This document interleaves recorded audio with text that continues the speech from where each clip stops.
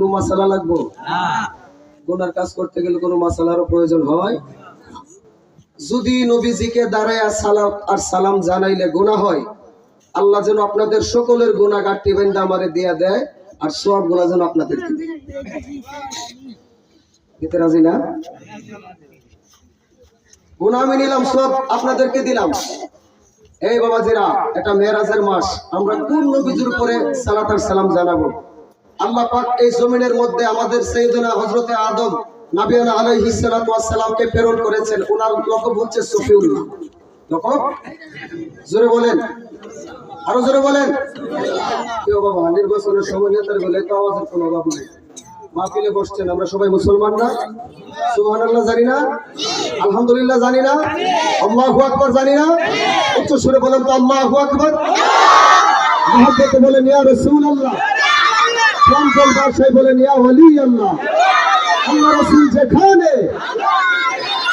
বলতেছিলাম আমাদের সৃষ্টিকর্তাকে আল্লাহ। আল্লাহ বলে আদমের লকব হচ্ছে খলিলুল্লাহ। খলিলুল্লাহ শব্দের অর্থ হচ্ছে আমি আল্লাহর পাগল।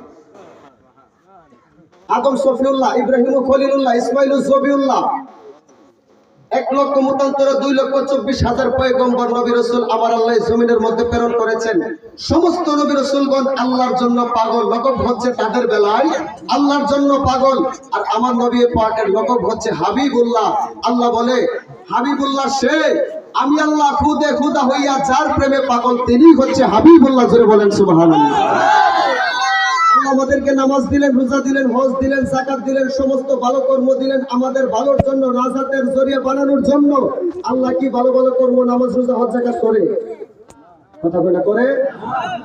কিন্তু আল্লাহ বলে ইন্নাল্লাহা ওয়া মালাইকাতুহু ইউসাল্লুনা আলান নবী ইয়া আইয়ুহাল্লাযিনা আমানু সাল্লু আলাইহি ওয়া সাল্লিমু তাসলিমা। আমি আল্লাহ কানা, আমার যত রহমতের ফেরেশতা মহল আছে, সমস্ত রহমতের ফেরেশতা মহল সহ আমার বান্দাদের মধ্যে বেঈমান থাকবে আমি জানি। বেঈমানদেরকে আমি আল্লাহ হুকুম দেই নাই, শর্ত দেই নাই। ঈমানদারদের এই আয়াতের মধ্যবর্তী অবস্থায় আল্লাহ বলতেছে এটা কুরআন অস্বীকার করার কোনো সুযোগ নাই। আল্লাহ বলে হে ঈমানদারগণ, আমি পড়ি ফেরেশতার উপরে, তোমরাও পড়ো। সাল্লু আলাইহি ওয়া সাল্লিমু তাসলিমা। চিৎকার মেরে বলেন আল্লাহু আকবার। আল্লাহ যদি নবীর সম্মান বাড়ায়